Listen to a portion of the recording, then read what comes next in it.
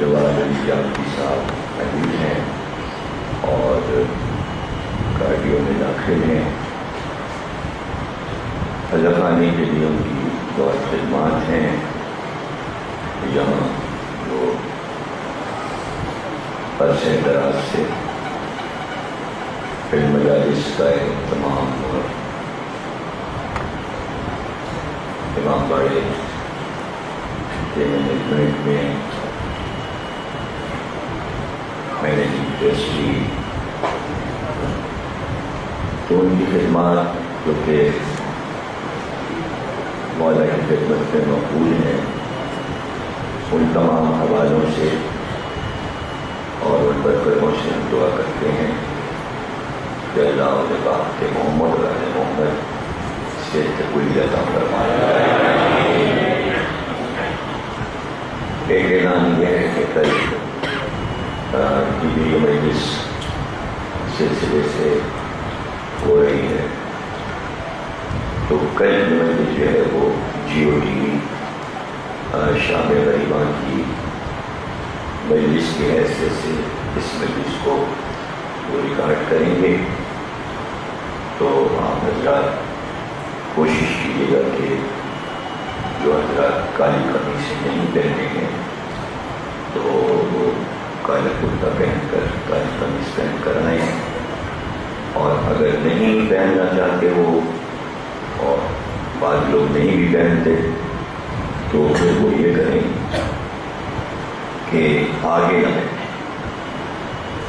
جن کے پاس کالی قمیص نہ ہو کل وہ دراصل انہوں نے کہیں بیٹھ رہے ہیں اور کالی قمیصوں والے جو ہیں وہ سب آگے بیٹھے. اگر آپ خود یہ کر لیں گے تو بہت اچھا ہے, ورنہ پھر یہ مجلس شروع ہونے سے پہلے 10-15 منٹ یہ کام کرنا پڑے گا کہ کالے لباس والوں کو آگے بلانا پڑے گا اور جو کالے لباس نہیں پہنے ان کو پیچھے کرنا پڑے گا. تو یہ کرنا نہ پڑے, مطلب یہ ٹیلی ویژن والوں کے سامنے اچھا نہیں لگے گا کہ ایسے اس کو یہاں سے اٹھاؤ اس کو وہاں سے اٹھاؤ. تو یہ پہلے سے اعلان کر دیا ہے کہ ٹی وی والوں کو نہیں معلوم کہ یہ اعلان یہاں ہوا ہے, اور ہماری یہ روایت ہے کہ ہم شام غریبہ میں کالے ہی لباس میں ٹیلی ویژن میں نظر آئیں. اور ہم چونکہ کالا لباس ہی پہننے سوالوں میں ہیں تو اس کا مظاہرہ بھی ضروری ہے. اور یوں بھی کل 5 محرم میں اور شہزادہ علی اکبر کا ذکر ہوتا ہے تو آپ لوگوں کو یوں بھی کالا لباس پہننا چاہیے اور اس میں کوئی تکلف نہیں کرنا چاہیے. ہمارے چھوٹے بچے سب لوگ آپ دیکھتے ہیں کہ بچے بھی کالی قمیض پہنتے ہیں, اس میں ذرا سی کاہلی ہوتی ہے. کچھ لوگ نہیں بناتے, پیسے نہیں خرچ کرتے, کالی قمیض ہی نہیں, ابھی کیوں نہیں.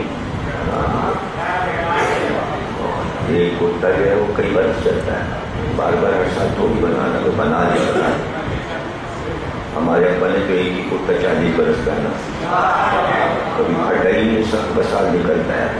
ہمارے پاس ہوتی 20-20 سال پرانی قمیصیں وہی بدل کے پہنتے رہتے, کبھی نیا کرتا نہیں بناتے. اور یوں بھی شیروانیاں کالی ہوتی ہیں, زیادہ تر اچھی لگتی ہیں کالی شیروانیاں, تو ضرور پہنیں.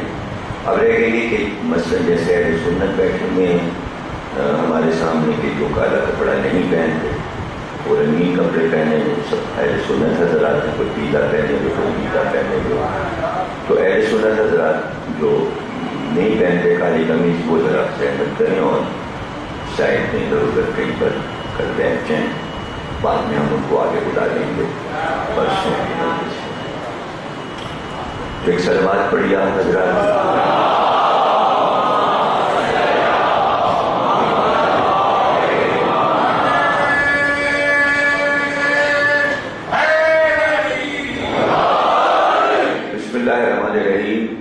تمام تعریفیں اللہ کے لیے, درود اور سلام محمد علیہ محمد کے لیے.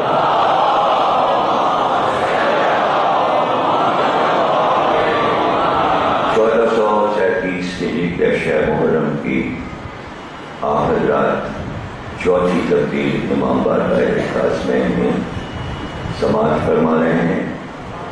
تقدس عزاداری کے موضوع پر ہم گفتگو کر رہے ہیں کہ تقدس کیا ہے۔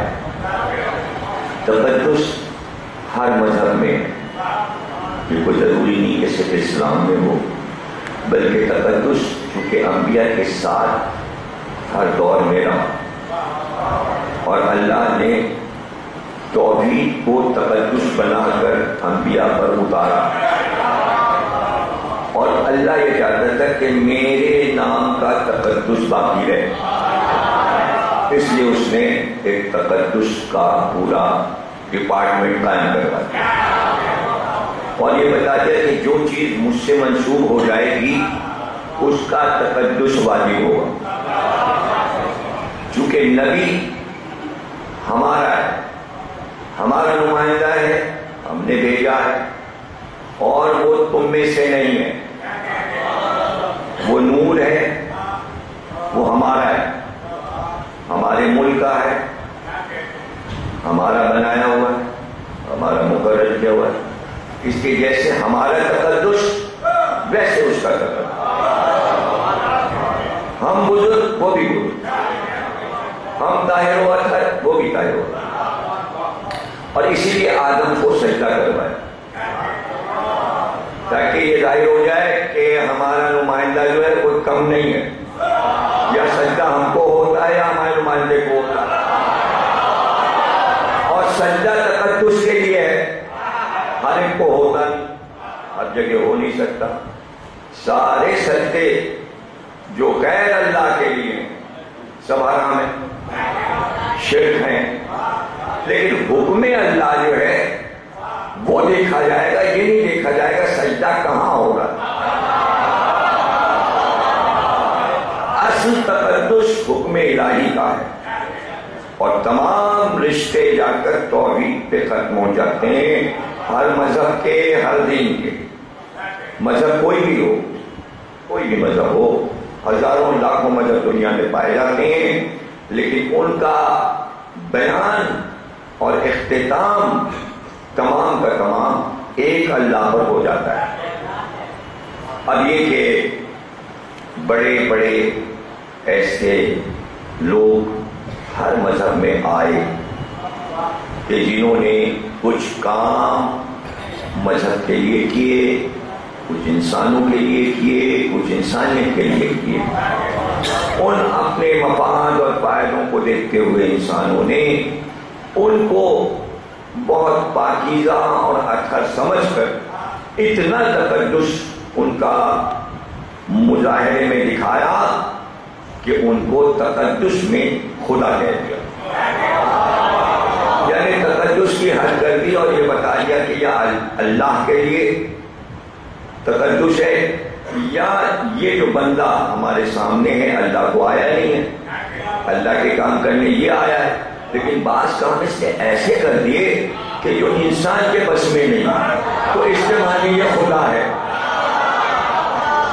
اب یہی خدا ہے، یہ ان کا تقدس کا مظاہرہ تھا، اس کو نہ جہالت کہہ سکتے ہیں، نہ کم علمی کہہ سکتے ہیں، یہ بس وہ محبت میں ڈوبتے چلے گئے، اور انہوں نے کہا بھائی یہ تو بھگوان ہے، یہ کرشن جی بھگوان ہے، یہ رام بھگوان ہے، یہ گرو نانک بھگوان ہے، یہ حضرت عیسیٰ خدا ہے، یہ حضرت عزیر خدا ہے، تو ہر مذہب میں انسانوں کو خدا کہا گیا، ہندوؤں نے خدا کہا بندوں، یہودیوں نے حضرت عزیر کو کہا، عیسائیوں نے حضرت عیسیٰ کو کہا۔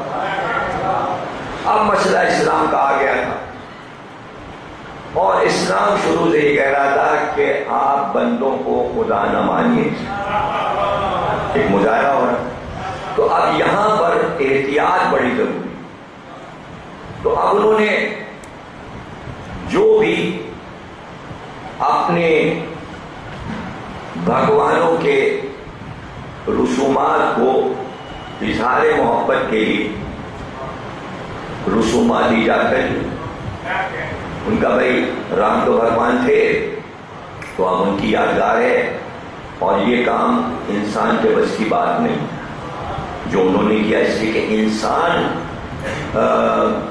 جلتا ہے، بھونتا ہے، حسد کرتا ہے، اور ایسی منزلوں پہ انسان کا راہ راست پہ رہ جانا، ایمان پہ قائم رہنا ہم نے تو نہیں دیکھا، ہمارے سمجھ میں نہیں آتا۔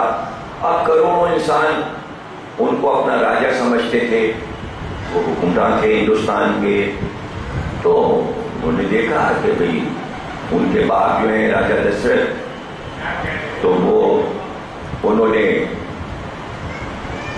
3 شادیاں، تو پہلی بیوی جو تھی وہ یشودھرا تھیں، اور دوسری جو تھی وہ کیکئی اور سمترا تھی، تو 3 رانیاں تھیں۔ پہلی رانی سے ایک بیٹا حضرت رام، اور دوسری رانی سے جناب لکشمن، اور تیسری سے بھرت، ایک بیٹا بھرت۔ اب مسئلہ یہ ہوا کہ ظاہر کے محل میں تینوں رہتی تھی اور ان کے بچے بھی رہتے تھے۔ ایک دن راجا دشرت اپنی سواری پہ جا رہے تھے، جو کہ جس میں کہ گھوڑے لگے ہوئے تھے، رتھ کہتے، رتھ جیسے بگھی ہوتی ہے اسی طرح رتھ ہوتا تھا، وہ بادشاہوں کے لیے بنتا تھا، خوبصورت سا ایک گنبد بھی اس میں ہوتا تھا، گھوڑے اس میں لگے ہوتے تھے 8-10 وہ ایک پہاڑی مقام سے وہ رتھ جا رہا تھا، تو جو پہیا تھا اس کی جو کیل تھی وہ اکھڑ کے نکل گئی، اور انتریک تھا کہ پہیا جو ہے وہ باہر آ جائے اور سواری الٹ جائے اور پہاڑ سے راجا گر کے مر جائے۔ وہاں پہ تیسری رانی کیکئی کھڑی تھی، ان کی نظر پڑی پہیے پہ، اور وہ ڈر گئی کہ اگر یہ پہیا نکل گیا تو راجا گر جائے گا پہاڑ سے اور مر جائے گا۔ تو ہندوؤں کے عام طور سے رسم پہلے بھی تھی اور اب بھی ہے کہ وہ بیوی جو ہوتی ہے وہ شوہر کے لیے قربانی دے دیتی ہے۔ وہاں عقیدہ یہ ہے عورت کے لیے کہ شوہر سہاگ ہے، اور عورت اس بات سے ڈرتی ہے کہ میں بیوہ ہو جاؤں۔ ہندو عورت بیوہ ہونے سے بہت گھبراتی ہے، وہ کہتی ہے ہمارا راج پاٹ شوہر تک ہے، اور اسلام میں عرب میں یہ ایسا کوئی مسئلہ نہیں تھا، میاں مرتا ہے تو مر جائے۔ کیوں؟ اس لیے کہ عورت کو یہ اطمینان دوسری کر لیں گے، اس لیے کہ اسلام نے اجازت دی تھی۔ ہندو مذہب میں بیوہ دوسری شادی نہیں کر سکتی۔ اب دیکھیے تقدس کو سمجھنے کے لیے میں کیا کیا آپ کو سمجھانا چاہ رہا ہوں۔ ان کی نظر میں شوہر کا تقدس تھا۔ اب اسلام نے انقلاب پر پکڑ دیا تھا عربوں کو دیکھتے ہوئے کہ بیوہ دوسری شادی کر لے، دوسرا مر جائے تیسری کر لے۔ وہاں یہ مسئلہ تھا کہ اگر شوہر مر جائے تو وہ اپنے کو آگ لگا دیتی اور کہتی کہ میں دوسرے مرد کے پاس نہیں جاؤں گی، بس میرا میاں وہی تھا، وہ میری سہاگ کی نشانی تھا۔ اب بظاہر آپ جب موازنہ کریں گے تو آپ کہیں گے نہیں ہندوؤں کا عقیدہ زیادہ بہتر ہے، لیکن پھر ادھر آئیں گے تو آپ یہ بھی کہیں گے نہیں بھائی یہاں تو زیادہ آزادی، زیادہ اچھی بات ہے کہ محدود تھوڑی کرنا ہے کہ عورت کا ایک میاں مر گیا تو اس کو جینے کا حق ہی نہیں ہے، وہ مزے کرے دوسرا شوہر کر لے۔ اب دونوں برابر کے معاملے ہیں، اگر دیکھنا چاہیں تو اس طرف آپ کمی کر دیں، بجائے تو ادھر کمی کر دیں، اب جو آپ کو اچھا لگے۔ ظاہر ہے کہ کہتے ہیں کہ گھٹنا پیٹ کی طرف جھکتا ہے، تو آپ کو اپنے اسلام کی باتیں پسند آئیں گی، ہے نا؟ لیکن وہاں بھی کچھ باتیں ایسی ہیں کہ شوہر مر گیا تو جو سہاگ کی نشانیاں کہلاتی، یعنی راج پاٹ شوہر کے ساتھ ہے، تو وہ یہ سمجھتی تھی کہ شوہر کی زندگی کی نشانیاں ایک تو ماتھے کا ٹیکا ہے، ٹیکا اسی لیے ایجاد کیا ہندوؤں نے تاکہ اس کا مظاہرہ ہو کہ یہ شوہر ہے اس لیے یہ لگا ہے. دوسری نشانی نک ہے، شوہر ہے تو یہ پہنے. تیسری نشانی ہے بندی لگانا. چوتھی نشانی ہے مانگ میں سندور ڈالنا لال. اور پانچویں نشانی ہے ہاتھ میں چوڑیاں پہننا. تو یہ ایجاد ہندوؤں. اب مسلمانوں نے بھی اسے پسند کیا. جب پاکستان بنا تو پتہ چلا چونکہ یہ ہندوؤں کی رسمیں ہیں اس لیے مسلمان عورتوں نے یہاں پاکستان میں چوڑیاں ووڑیاں پہننا چھوڑ دیا. اور انہوں نے کہا بھائی شیشے کی چوڑیاں ووڑیاں یہ سب کیا بیکار کارخانے حیدرآباد میں، لیکن یہ نہیں پہنا جائے. ساری عورتیں خالی ہاتھ رہنے لگی پاکستان میں، شیعہ سنی ساری عورتیں. بعد میں کہا سونے کی چوڑیاں بنوا لو، یہ شیشے والی تو ہندوؤں نے ایجاد کی. اچھا پاکستان میں عورت ہو یا مرد سب کو گھبراہٹ یہ پتہ چل جائے کہ یہ فلاں چیز ہندو کی ایجاد یہ حرام ہے حرام ہے حرام. اب کہیں سے پتہ چل گیا. اب پتہ نہیں کیسے پتہ چل جاتا ہے پاکستانیوں کو یہ باتیں. کسی نے کہیں پھونک دیا یہ آداب اور جو ہے ہندوؤں کی ایجاد ہے.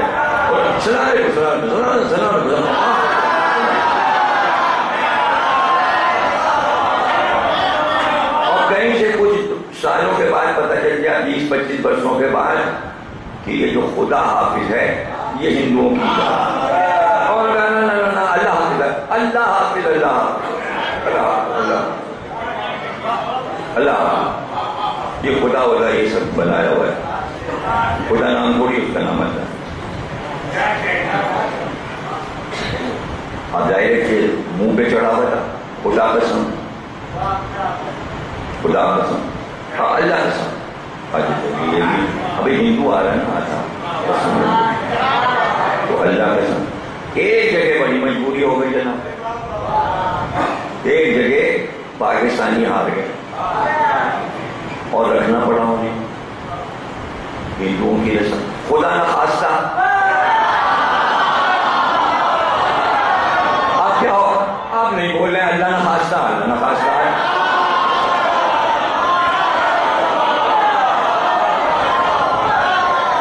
بول کے دکھاؤ اللہ نہ خواستہ تب مزہ آئے. تو یہ ساری چیزیں جو ہیں یہ بھی ڈسکس میں آنی چاہیے کہ یہ سب کیا ہے. یہ سب تازیہ چھومنا یہ ہندوؤں کا، یہ تابوت بنا کے رکھنا یہ سب مندروں سے ہندوؤں سے لے لیا. ہم پہ زیادہ الزام ہے اس لیے ہم زیادہ گھبراہٹ میں کہتے ہیں اللہ حافظ تاکہ ہندو نہ لگیں. تو آپس میں پروپیگنڈا بھی ہونے لگا یہ سب کیا ہے سجاوٹ کیا ہے.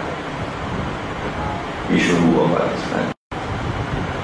تو اسی طرح سوہاگ بھائی شیشے کی چوڑیاں ووڑیاں یہ کہتے ہندوؤں کا سوہاگ وہاگ تو سونے کی چوڑیاں.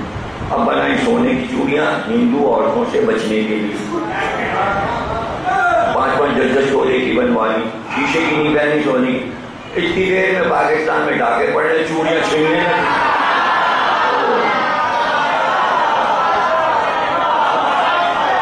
یعنی ہر 5واں آدمی ڈاکو بنا مسلمان عورت کا سوہاگ چھیننے کے لیے. ہاتھ نوچ لیا بندے نوچ لیے. یعنی سارے یزیدی لشکر کے شمر کے سارے کام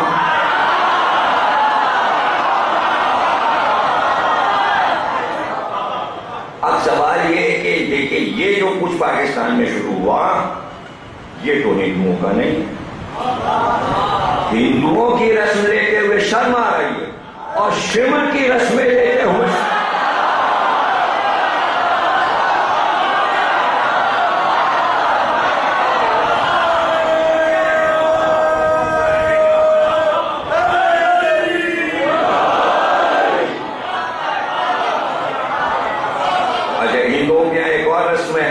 اگر صرف میں رسموں پہ پڑھوں تو ایک اشرا الگ ہو جائے گا. اسلامی رسمیں، یہودی رسمیں، عیسائی رسمیں، ہندو رسمیں، یہاں کی رسمیں، امریکہ کی رسمیں، یورپ کی ادھر کی ادھر کی، اس پہ بھی ایک اشرا ہو. لیکن کیا کیا پڑھیں مطلب کتنے موضوع ہیں اتنے موضوع جو ابھی تک پڑھے نہیں گئے تو پڑھنا ہے. پھر عرب کی رسمیں بھی، بنی ہاشم کی رسمیں بھی، آل محمد کی رسمیں، یہ پورا موضوع ہے. تو ہندوؤں کے یہ رسمیں کہ ہندوؤں کے یہاں کبھی بھی بال نہیں کھولتے. چوٹی باندھے رکھتا ہے، بالوں کو سمیٹ کے رکھتا ہے۔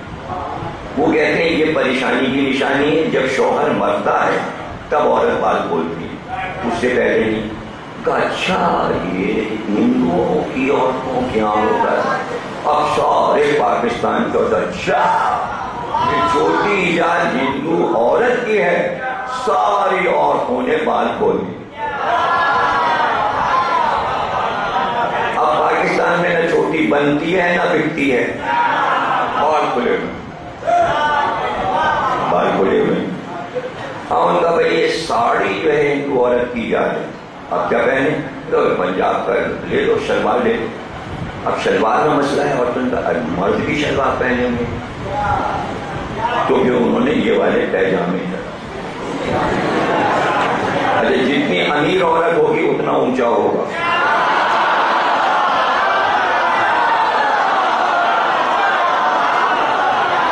یہ کہاں سے لیا؟ انہوں نے کہا بھائی یہ جو ہے نا افغانستان کے طالبان یہاں تک کا پہنتے ہیں، طالبان سے لے سکتی ہیں عورتیں، ہندوؤں سے لے کے۔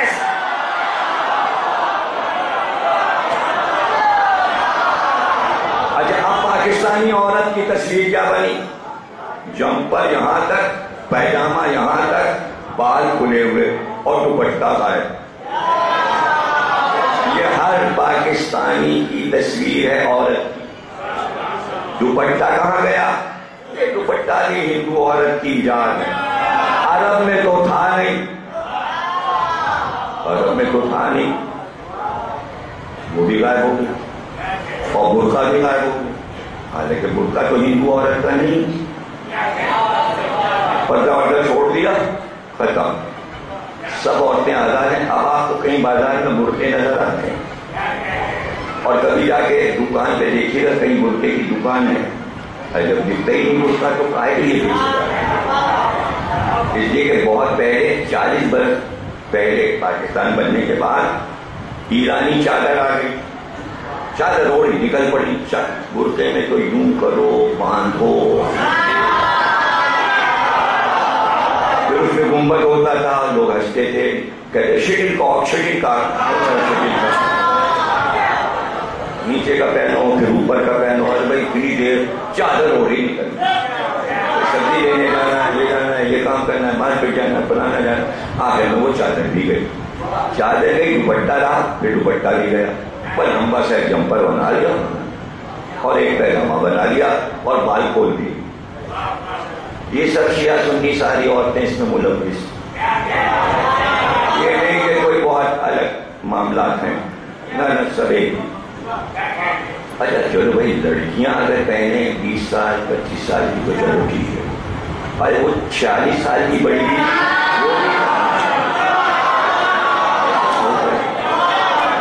اچھا ٹیلی ویژن پہ بھی بیٹھی ہوں، ایک تو 80 سال کی بیٹھی تھی، میں نے ٹی وی پہ دیکھا وہی پیجامہ وہی لمبا،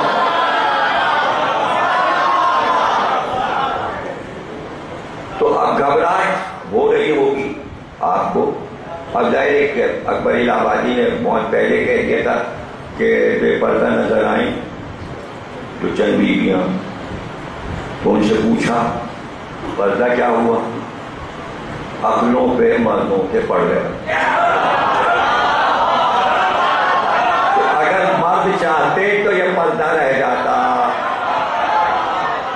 وہ نہ رہا۔ اب صرف مجلس میں پڑھتے رہیے بی بی خدیجہ کا پردہ، جناب سیدہ، تو مجلس کا موضوع رہ گیا، نہ مرد عورتوں کو کچھ کہتے ہیں، نہ بیٹیوں کو، نہ بیویوں کو، اس لیے کہ عورتیں ہو گئی حاوی۔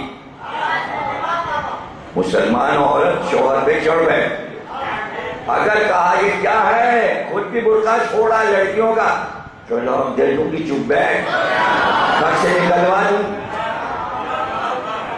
یہ ہے مسئلہ، اس لیے کچھ کہہ ہی نہیں سکتے، گھر سے نکالے جائیں گے۔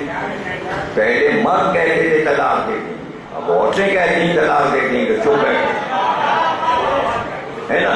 اب عورتیں بیچاری سن رہی ہوں، لیکن یہاں کی ڈگروٹ کی عورتیں عامل ہیں سیلانیوں پر، کیونکہ سادات کالونی ہے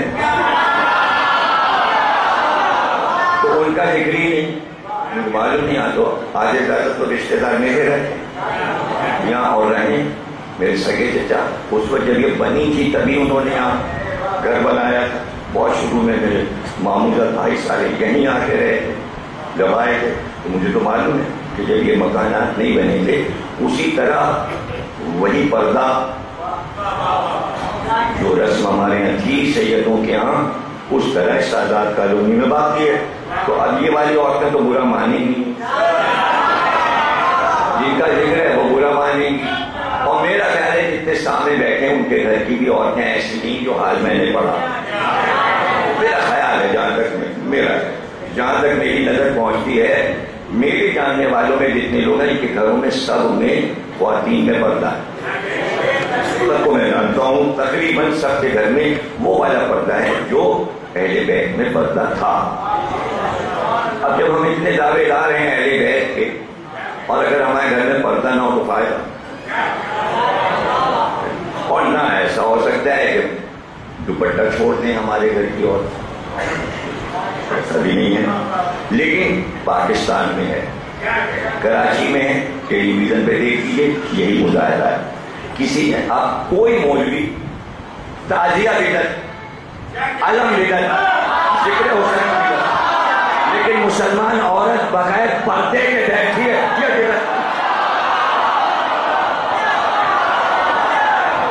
دیکھیے کل تک ابھی زیادہ دن نہیں گزرے کہ جب شادی میں نکاح میں مولوی کو لاتے تھے نکاح پڑھوانے تو اگر مس بیٹھے ہیں عورت مرد ہم نہیں پڑھائیں گے نکاح, عورتوں کو ہٹائیے, یا آپ نے ملا کے جو بٹھایا ہے اور یہ اور وہ ایک ہنگامہ ہوتا تھا. اب وہی مولوی ٹیلی ویژن پہ عورتوں کے سامنے بیٹھا انٹرویو دے رہا ہے اور نہ برقع ہے نہ دوپٹہ.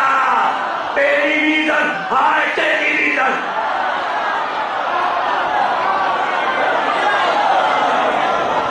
اب کچھ بدعت نہیں ہے, اب کچھ بدعت نہیں. کتنے شرم کی بات ہے کہ اپنے مطلب کے لیے اسلام کی شریعت کو بدل دیا جائے. تو اب پتا چلا جب آج اپنی مرضی کی شریعت چلا رہے ہیں مولوی تو سن 61 ہجری میں یزید نے شریعت کو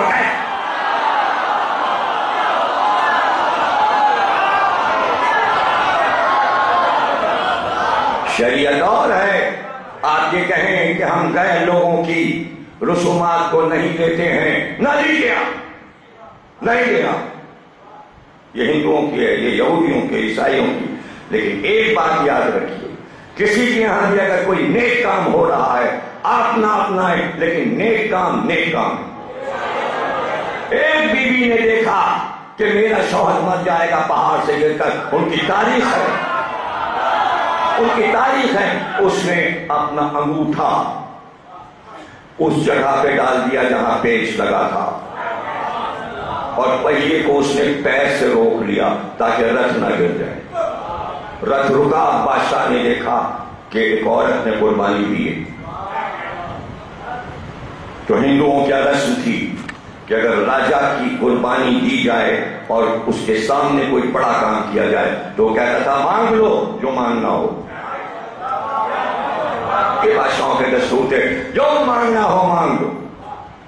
بادشاہ دشرت نے کیکئی سے کہا جو مانگنا ہو مانگ لو, 3 باتیں مانگ لو, 3 باتیں مانگ لو. انہوں نے 2 باتیں مانگنے کے بعد کہا تیسری میں اس وقت مانگوں گی جب میرا دل چاہے گا, آپ زبان دے دیجیے. تو ان کے یہاں مشہور تھا کہ وچن یعنی زبان دے دی. زبان جب دے دی تو جان جائے مگر زبان نہ جائے. قربان ہو جاتے تھے, کوئی وعدہ کر لیتے تھے, یہ کوئی بری بات ہے, یہ کوئی بری بات ہے. زبان دے دینا اور پھر اس پہ مر مٹنا کہ وعدہ کیا تھا تو ہوگا. تو وعدے تو بہت کیے تھے امت نے رسول سے.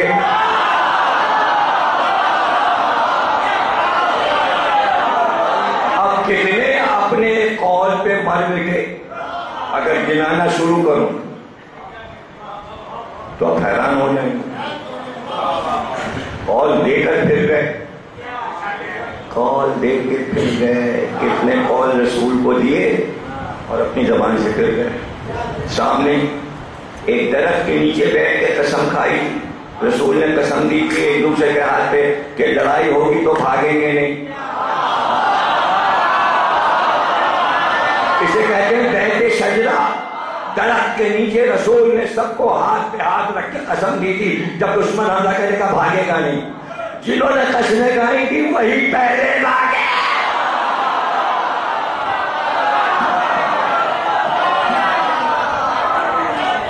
پہلے بھاگے. یہ کیا ہوا حنین میں؟ سب تو اچھی بات ہے، اچھی بات ہے، اس پہ عمل ہو. کسی مذہب کے پاس ہے، اس میں کیا بات ہو گئی؟ اس میں ہوا کیا؟ آپ آخر قول دوسروں کے لکھتے ہیں، سقراط نے یہ کہا، ارسطو نے کہا، اخباروں میں آتا ہے. قول ہے، قول ہے. اچھے قول کسی کے بھی دہرائے جا سکتا ہے، اچھی بات، اچھا واقعہ کسی کا بھی دہرایا جا سکتا ہے. یہ چلا ہے معاشرے کا ایک دستور ہے کہ معاشرے کو درست کرنے کے لیے کہیں سے بھی ایک نیک کام بیان ہو سکتا ہے. اب وہ وقت آیا کہ جناب وہ بوڑھے ہو گئے، مرنے لگے بادشاہ کو. انہوں نے کہا کہ میں اپنے بڑے بیٹے رام کو اس سلطنت کا مالک بناتا ہوں. ایسے میں یہ بی آ گئے اور انہوں نے کہا کہ دیکھیے آپ نے مجھے وچن دیا تھا، زبان دی تھی، آج میں وہ بات مانگنے آئی ہوں. کہا بتاؤ کیا؟ کہا میں یہ چاہتی ہوں کہ رام جو ہیں ان کو 14 برس کے لیے جنگل میں بھیج دیا جائے، ونواس، یعنی انہیں جنگل بھیج دیا جائے، اور میرا بیٹا بھرت جو ہے اس کو بادشاہ بنا دیا جائے. آپ کو یاد ہوگا میں نے کہا تھا جب قول میں چاہوں گی تیسرا مانگ. بادشاہ نے کہا بھائی ہم نے زبان دی تھی. رام کو بلایا اور کہا بیٹا یہ معاملہ ہے، میں نے ان کو زبان دی تھی، میں تمہیں بادشاہ نہیں بنا سکتا، اور اعلان تو کر دیا میں نے، لیکن بھرت ان کا بیٹا بادشاہ بنے گا اور تم 14 برس کے لیے جنگل چلے جاؤ. وہ رخصت ہوئے، ماں سے رخصت ہوئے، پیر چھوئے ماں کے، باپ صدمے میں مر گئے. وہ جنگل چلے تو بیوی جو تھی وہ وفادار تھی سیتا جی، انہوں نے کہا ہم بھی ساتھ چلیں گے. چھوٹا بھائی جو سوتیلا بھائی تھا لکشمن، اس نے کہا ہم بھی یہاں نہیں رہیں گے، ہم آپ کے ساتھ جنگل میں چلیں گے. اب بھرت جو تھے وہ اپنے نانا کے گھر گئے ہوئے تھے جب یہ واقعہ ہوا. اگر وہ ہوتے تو ماں کو روکتے، اس لیے کہ وہ بڑے بھائی سے بہت پیار کرتے تھے، اور سوتیلا بھائی ہونے کے باوجود تینوں بیویوں کے بچے سوتیلے تھے، سب بڑے بھائی پہ مرتے تھے. دیکھیے اگر یہ قصہ پوری کائنات میں مشہور کر دیا جائے، اس لیے کہ تاریخ میں، انبیاء کی تاریخ میں یہ لکھا ہے کہ کبھی سوتیلے بھائیوں نے اپنے بھائی سے محبت نہیں کی، چونکہ انبیاء کی تاریخ میں لکھا ہے کہ سوتیلے بھائی جلتے تھے بھائیوں سے. قرآن نے قصہ سنایا کہ یوسف کے سارے بھائی یوسف سے جلتے تھے. 11 بھائی سوتیلے تھے اور انہوں نے یوسف کو کنویں میں پھینک دیا. تو انبیاء کے گھر میں بھی سوتیلا ہی تھا. اگر عباس نہ ہوتے اسلام کے پاس کوئی مثال،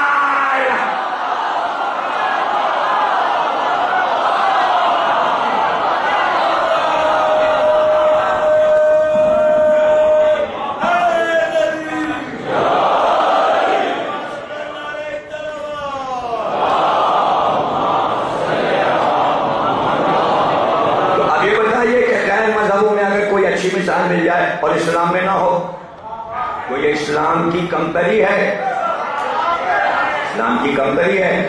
تو سوتیلا بھائی ساتھ چلا، اور بیوی کو بھی وفادار ہونا چاہیے. کچھ بھی نہیں سمجھا، کیونکہ ہندوؤں کی بیوی وفادار ہوتی، اس لیے اسلام میں بھی مثال ہونی چاہیے، اور سب سے پہلے رسول کے گھر میں ہونا چاہیے.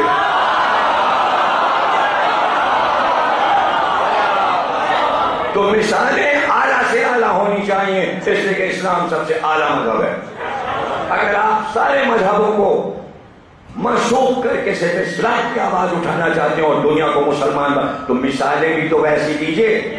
وہ کہیں گے تمہارے یہاں یہ مثال، ہمارے یہاں مثال، تمہارے یہاں مثال، ہمارے یہاں مثال. وہ فوراً کہہ دیں گے بھائی ہمارے جتنے بھی بھگوان گزرے ہیں، رام ہو لکشمن ہو، ان کو ہندوؤں نے کبھی قتل نہیں کیا، وہ قتل ہی نہیں ہوئے. تمہارے یہاں مثال ملتی ہے مسلمانوں نے ہی اپنے نبی کے نواسے کو مار ڈالا. تو اب بتائیے وہ کہیں گے ہم کیا کریں لا الہ الا اللہ کہہ کے؟ بڑے لوگ پریشان ہوتے ہیں کہ یہ ہندو لوگ تعزیہ اٹھاتے ہیں اور محرم مناتے ہیں تو یہ کنورٹ کیوں نہیں ہو جاتے؟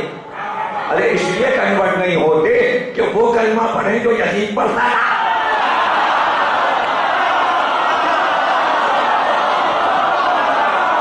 تقدس کو تو سمجھو کہ تقدس ہے کیا؟ کلمے کا بھی ایک تقدس ہے. اور ایک طرف آپ یہ کہہ رہے ہو کلمہ گویوں نے حسین کو مار ڈالا، اور ایک طرف کہہ رہے ہو ابو طالب نے کلمہ نہیں پڑھا، تو اچھا کون رہا؟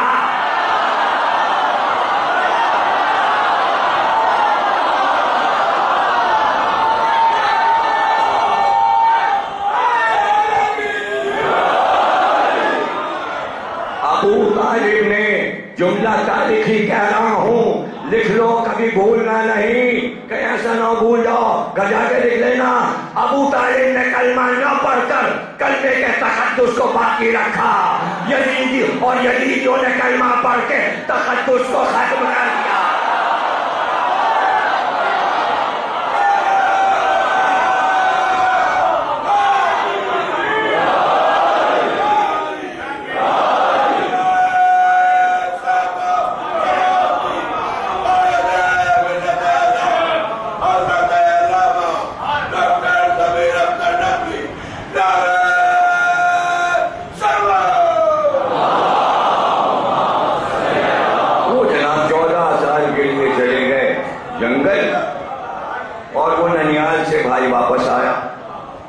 اس نے کہا سناٹا ہے اجودھیا میں. اجودھیا سمجھتے فیض آباد جہاں رام مندر بنا، بابری مسجد کو توڑ کے رام مندر بنا. انہوں نے کہا یہاں پیدا ہوئے تھے رام، اور یہاں اورنگزیب نے ہمارا مندر توڑ کے مسجد بنا لیا تھا، اس لیے ہم پھر مندر بنا.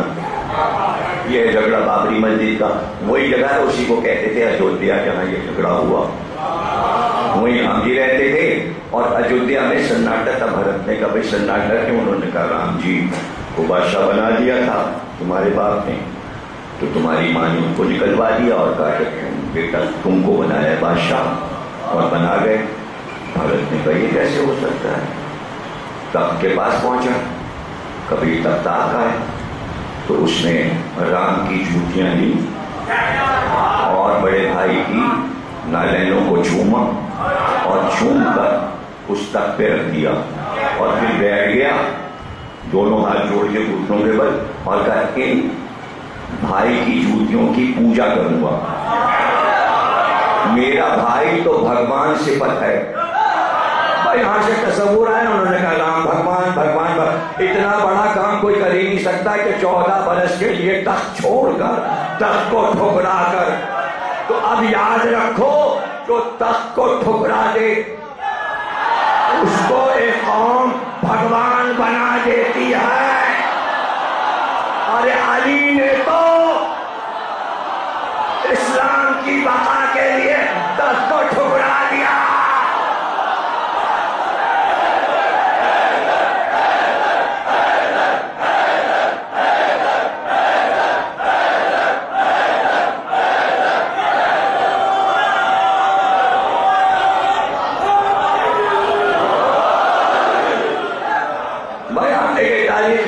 ایسے ہوتے ہیں، ملک کا فرق ہو، سرحدوں کا فرق ہو، لیکن کبھی کبھی ایسا ہوتا ہے کہ ملتے جلتے واقعات ہر تہذیب میں ہو جاتے ہیں. بھرت نے کہا کہ ہم ان کا 14 برس انتظار کریں گے اور اس ملک پر ان کی جوتیاں حکومت کریں گی. میرے بھائی کی جوتیاں اس ملک پر. تو چونکہ بھرت نے بڑے بھائی کے تقدس کو باقی رکھا، اس لیے قوم نے پورے ملک کا نام بھرت کے نام پر بھارت رکھ دیا. اگر کوئی اپنے سگے بھائی کا تقدس باقی رکھے تو قوم اسے وفادار کر کر اس کے نام پر پورا ملک علی نے اپنے بڑے بھائی محمد کے تقدس کو باقی رکھا. اسلامی دنیا اپنے سارے ملکوں کا نام علی کے نام سے.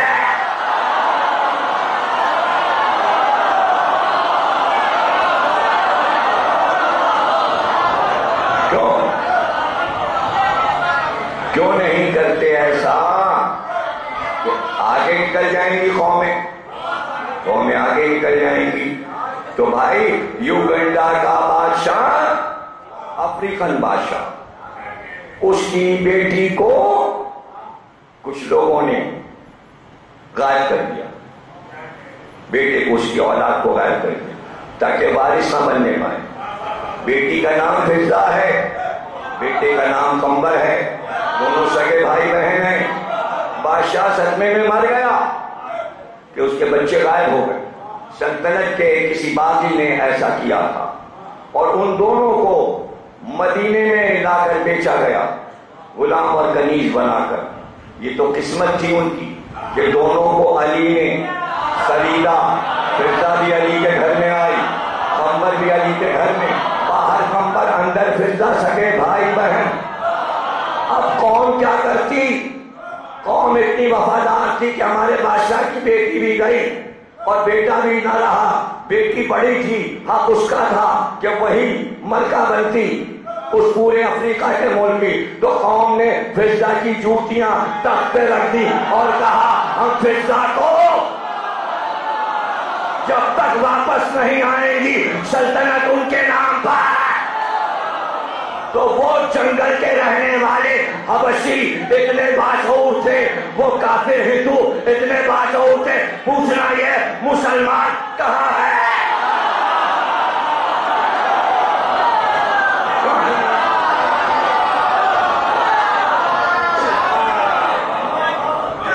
کیا شعور جاگ رہا ہے؟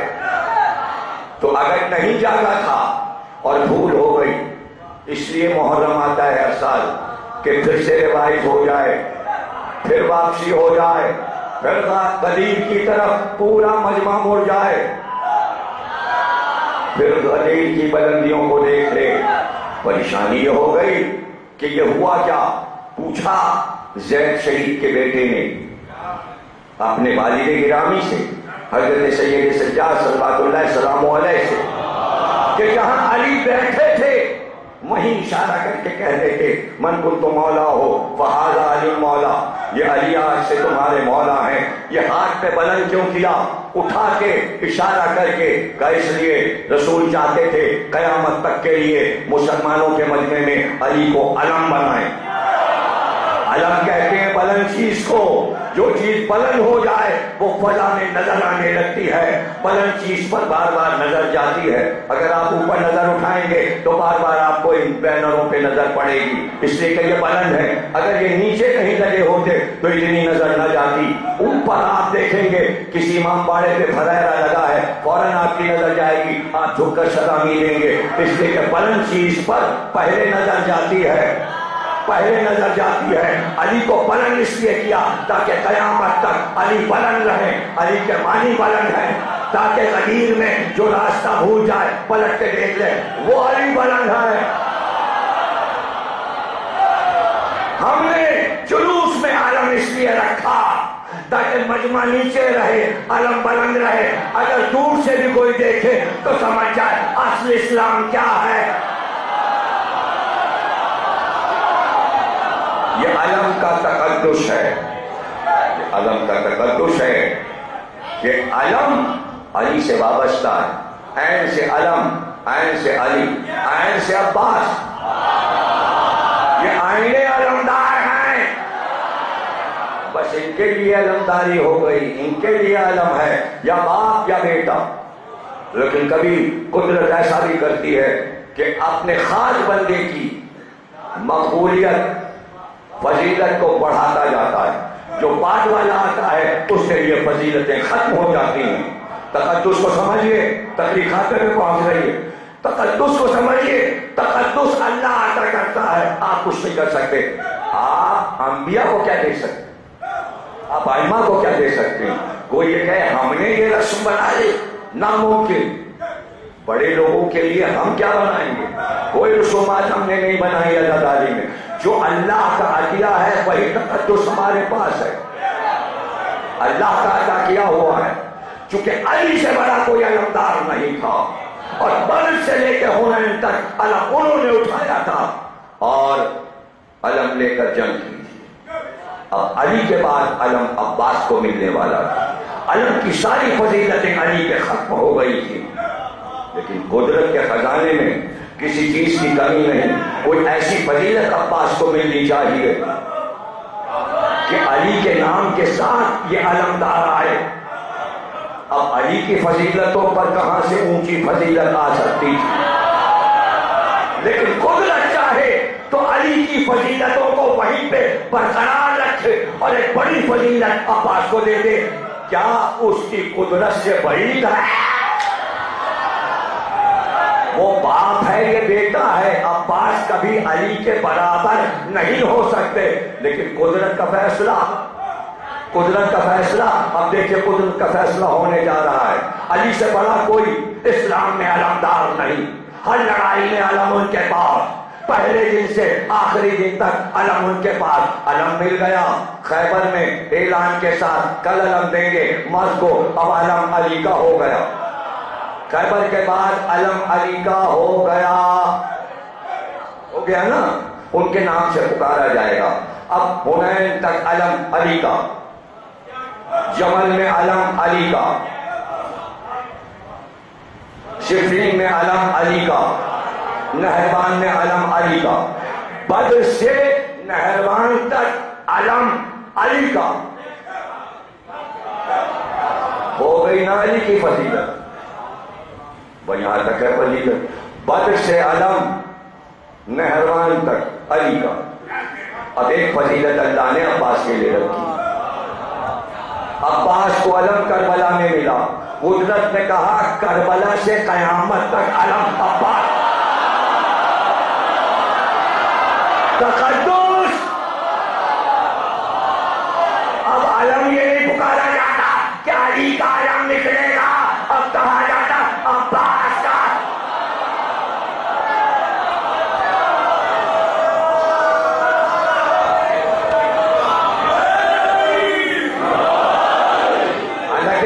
رسول اللہ کا تھا، علی کو عطا کیا تھا، محمد کا علم نہیں، علی کا علم۔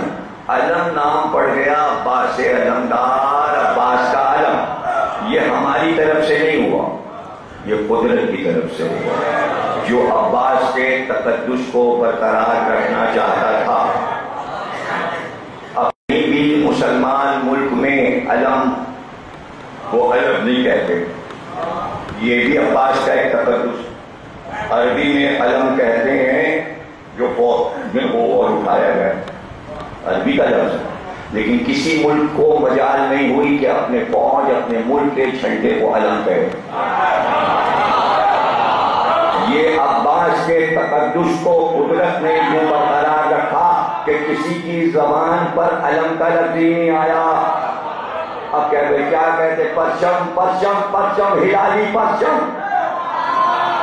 علم نہیں، پاکستان کا علم نہیں۔ کوئی نام بدل سکتا ہے؟ پتہ چلا قدرت جب تقدس میں کسی کو کوئی نام لے دیتی ہے تو امت کو نام بھی لے نہیں سکتا۔ سمجھتے ہیں؟ اب وہ پرچم کیا ہے؟ اس کی توہین نہ ہو، توہین ہو سزا۔ ہر ملک میں اگر پرچم کی کوئی توہین کرے اس کو سزا، نیچے نہیں کر سکتے۔ سوال یہ پاکستان کیا کوئی آسمانی صحیفہ ہے؟ ایک ملک ہے، سعودی عرب ایک ملک ہے، امارات ملک، کویت ملک، ایران ملک، عراق ملک، تو کوئی قرآنی وحی کے ذریعے تھوڑی ملک بنا، انسانوں نے بنائے اللہ کے حکم کے مطابق آئے تھے، تھوڑی یہ ملک بنا لینا، وہ بنا لینا، وہ بنا لینا۔ قرآن میں لکھا ہے کہ سرحدیں، قرآن تو رہتا سرحدیں ہیں ہی نہیں، مسلمان سرحدوں میں رہتے ہی، سارے مسلمان دنیا کے بھائی بھائی ہیں۔ یہ عربی مسلمان، یہ ایرانی مسلمان، یہ عراقی مسلمان، پاکستانی مسلمان، افغانی مسلمان، یہ ہے ہی نہیں۔ اسلام میں حرام، سب مسلمان تو مسلمان۔ یہ لال پیلے نیلے کیا رسول اللہ کو آپ ہی کو سناتے ہو، آخری خطبے میں کہا تھا رنگ و نسل ہم نے ختم کر دیا، اسلام میں رنگ و نسل نہیں ہے، پئی تقویٰ ہے، پئی تقویٰ ہے، نعرہ ہے سب الگ آیا۔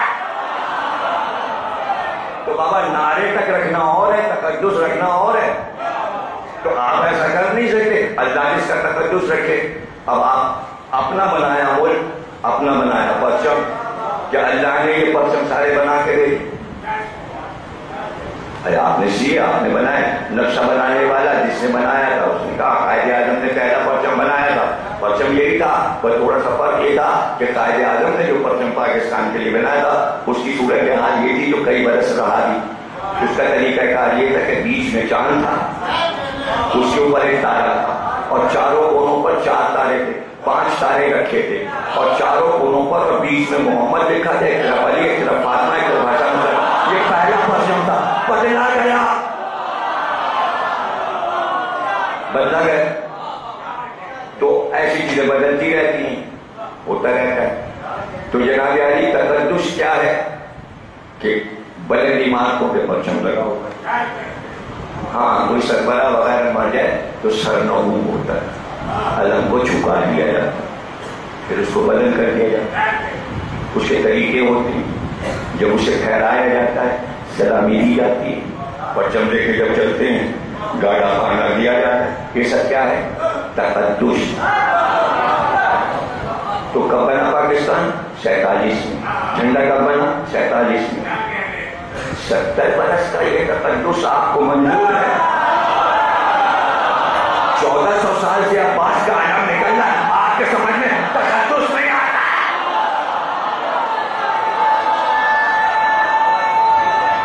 اب جب ایک پرچم پاکستان کا ہے تو ایک ہی تو ہوگا نا، 10 ہو گئے۔ اب کیا ہو؟ کچھ پارٹی کا جو ہے وہ کالا لال اور ہرا، یہ کیا بھائی؟ جب ایک ہرا ہے تو آپ نے اس میں کالا اور ہرا کیوں؟ یہ کیا گزر دیا اس میں لال رنگ اور یہ کوئی پارٹی کا۔ اچھا یہ کس کا؟ یہ جماعت اسلامی کا۔ یہ کس کا ہے؟ یہ مودی کا۔ یہ کس کا ہے؟ اور لشکر طیبہ۔ یہ کس کا ہے؟ جیش محمد۔ یہ کس کا ہے؟ فضل الرحمان کا۔ یہ دھاری دار کالی کالی سگیر پٹی، کالی سگیر پٹی، یہ ان کا ہے اور ان کا ہے۔ بہت سے علم بنائے، یہ پرچم بنائے، ایک کافی نہیں، ایک پاکستان کا جھنڈا کافی نہیں، وہی بنا، سب لوگ وہی لے کے نکلو، نہیں ہمارا اپنا الگ پہچان، ہماری اپنی الگ، آج تو بنا دیجیے۔ لیکن اسمبلی ہاؤس پر، گورنر ہاؤس پر، وزیر اعلیٰ ہاؤس پر پاکستانی جھنڈا لگا رہے گا، آپ کی پارٹی کا تو نہیں لگتا۔ کتنے ہی جیت جائیں آپ، پاکستان کا جھنڈا تو نہیں ہٹا سکتے۔ ایک مثال ہو گئی، آپ دوسری مثال دے رہے ہیں۔ ہندوستان میں پہلے مغلوں کی حکومت، ان کا قلعہ تھا لال قلعہ، اس پہ مغلوں کا جھنڈا لگا ہوا تھا۔ مغل گئے، انگریز آ گئے، انہوں نے اپنا برطانیہ کا جھنڈا گلے پہ لگا دیا، پھر بدل گیا، پھر انگریزوں کو نکال دیا سب نے۔ کانگریس نے کہا ہم نے نکالا، کانگریس نے اپنا جھنڈا سفید، ہرا اور نارنجی لگا دیا۔ پتہ چلا قلعے جو ہوتے ہیں اور سرکاری عمارتیں ہوتی ہیں جن پہ حکومت آئے گی وہ اپنا جھنڈا لگائے گی اور پچھلے والے کا نکال دے گی۔ نہیں سمجھے؟ یعنی جب پارٹی آئے گی، حکمراں آئے گا تو پچھلا جھنڈا غائب، اب ہمارا جھنڈا لگے گا۔ اب بھائی 1400 سال سے ہم نے بنائے امام باڑے، ہم نے قلعے نہیں بنائے، بادشاہوں نے بنائے قلعے، ہم نے بنائے امام باڑے، اور جب امام باڑہ بن کے تیار ہو اس کے عباس کا علم لگا دیا۔ نہ یا حکومت بدلتی ہے نہ جھنڈا بدلتا ہے، 1400 سال سے ایک ہی جھنڈا لگا ہے۔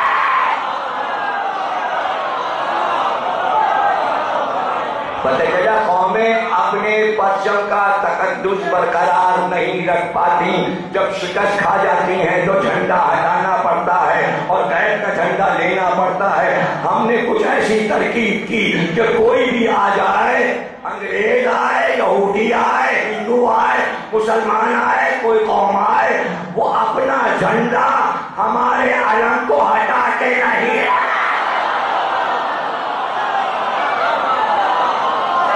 پتہ چلا ہم 1400 سال سے اپنے پرچم کو بچانے میں، تقدس قائم رکھنے میں کامیاب، سارے انسان فیل ہو گئے۔ یہ ہے تقدس۔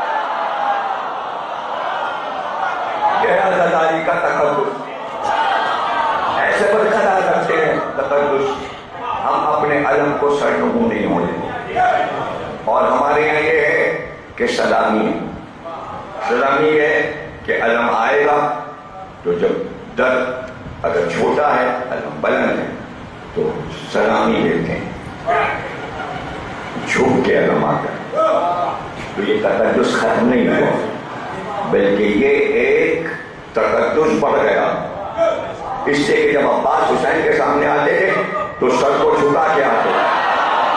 شہ نشین حسین کی ہے علم عباس کا ہے. جب حسین کے پاس آتا ہے تو سلامی دیتا.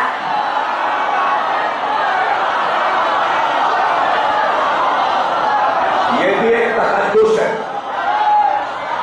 یہ عزاداری کا تقدس. علم علی کو ملا یا جعفر طیار کو ملا. جعفر طیار نے علم اٹھایا جنگ معطا میں. جعفر کے بیٹے عبداللہ ابن جعفر طیار, علی کی بیٹی حضرت زینب, دونوں کی شادی ہوئی. اور محمد جعفر طیار کے پوتے علی کے نواسے.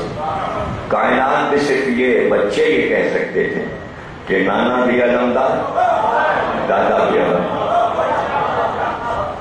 اور ماموں عباس بھی علمدار, اور عبداللہ ابن جعفر نے بھی علم اٹھایا تھا.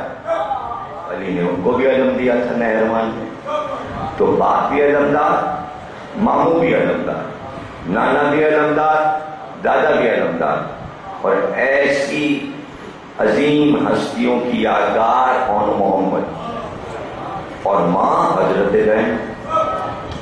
باپ دنیا کا سخی ترین عبداللہ.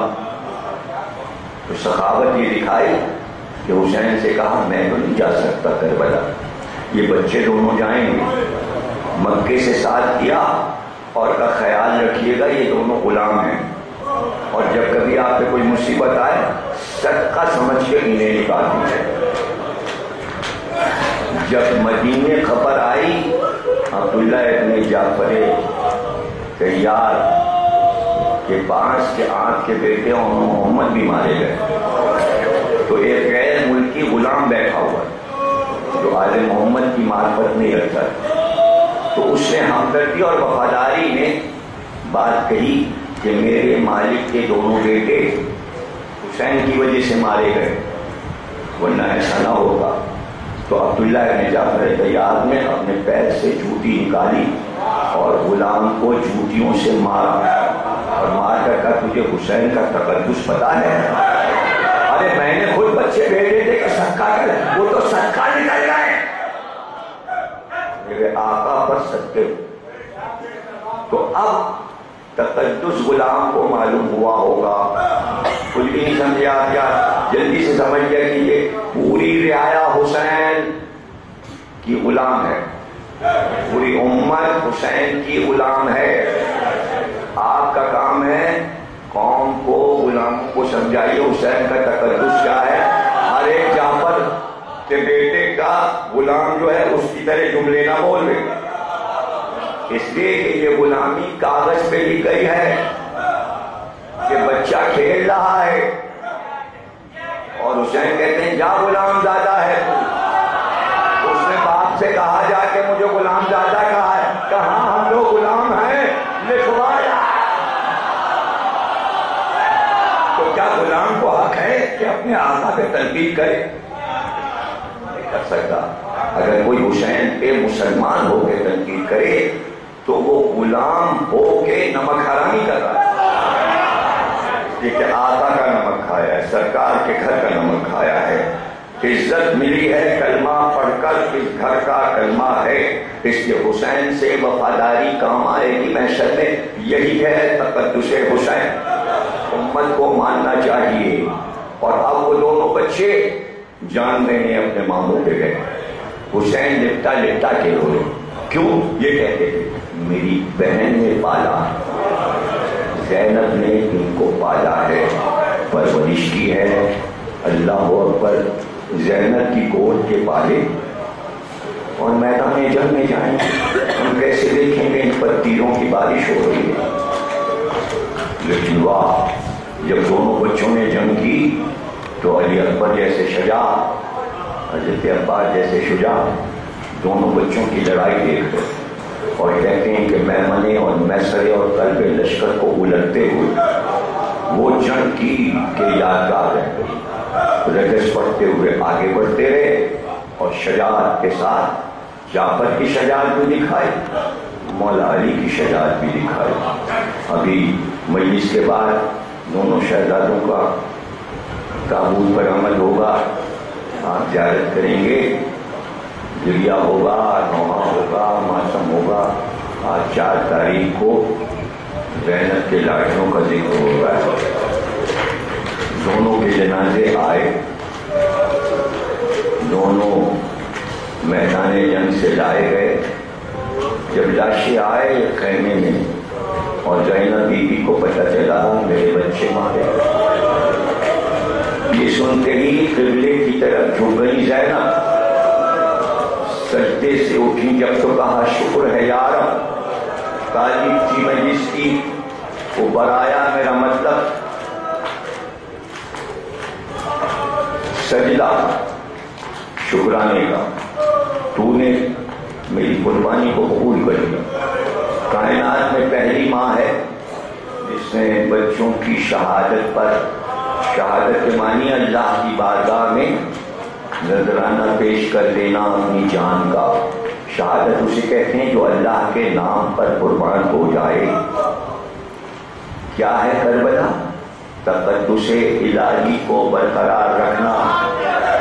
کربلا نے اللہ کے نام کے تقدس کو باقی رکھا، اس لیے ہم پر واجب ہے کہ ہم ان کے تقدس کو باقی رکھیں جنہوں نے اللہ کے نام کے تقدس کو باقی رکھا۔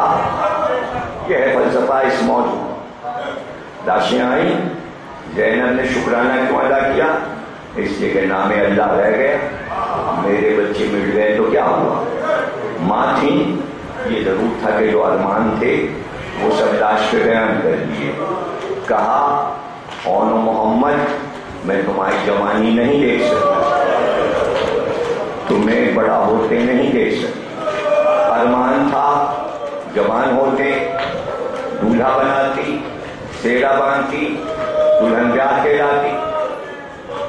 یہ سب کہنے کے بعد ایک بات اور کہی، کہا اگر مدینے میں مر جاتے ماں بڑے دھوم سے جنازہ اٹھواتی، یہاں تو کوئی جنازہ اٹھانے والا بھی نہیں۔ جب لاشیں خیمے سے جانے لگی تو کہا علی اکبر دونوں کو کہاں گاڑو گے کہ لگا دفن کرو گے؟